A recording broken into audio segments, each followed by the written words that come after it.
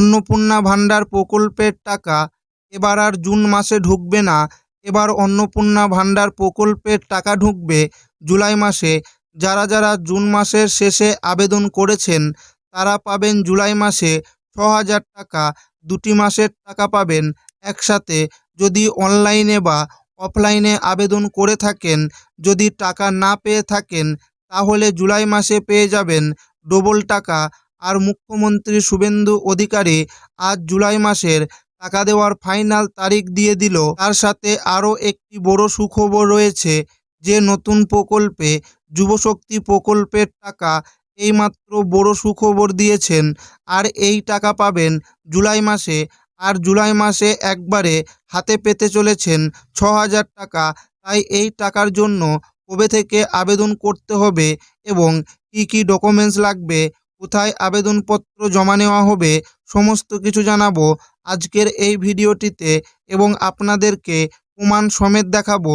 তাই ভিডিওটি প্রথম থেকে শেষ পর্যন্ত দেখবেন এবং আপনি কোন জেলা থেকে দেখছেন অবশ্যই কমেন্টে লিখে জানাবেন। ৩,০০০ টাকার বদলে ৬,০০০ টাকা কেন এবং কারা পাবেন? বন্ধুরা, প্রথমে আপনাদের মনে প্রশ্ন আসতে পারে যে হঠাৎ ৩,০০০ টাকার বদলে ৬,০০০ টাকা কেন দেওয়া হচ্ছে। বিষয়টা খুব ভালো করে বুঝে নিন। রাজ্য সরকারের তরফ থেকে অন্নপূর্ণা ভাণ্ডার প্রকল্পে প্রতি মাসে মা বোনেদের আর্থিক সহায়তা দেওয়া হয়। কিন্তু বহু আবেদনকারী আছেন অনলাইনে এবং অফলাইনে আবেদন করেছেন, কেউ আবার জনকল্যাণ শিবিরে গিয়ে আবেদন করেছেন।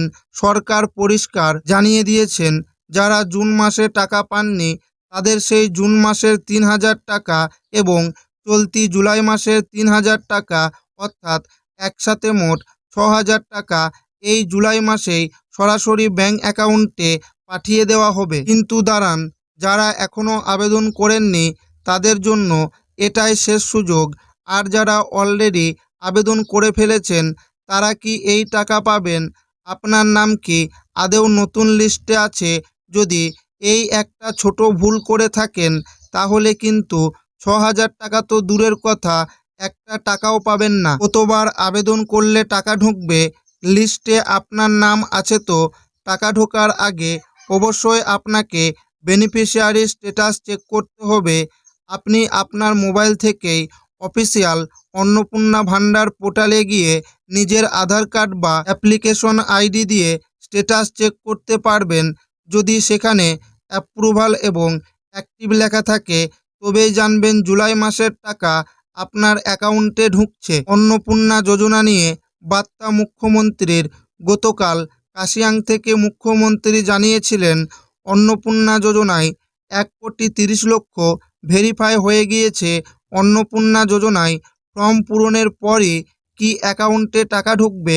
এই নিয়ে অনেকের মনে প্রশ্ন জাগছে। অন্নপূর্ণা যোজনায় আবেদন করলেই সঙ্গে সঙ্গে যে টাকা পাওয়া যাবে না সেই বিষয়েও মানুষকে সচেতন করতে মঙ্গলবার সন্ধ্যেয় ভার্চুয়াল বৈঠকে জেলা শাসকদের বার্তা দেন মুখ্যমন্ত্রী।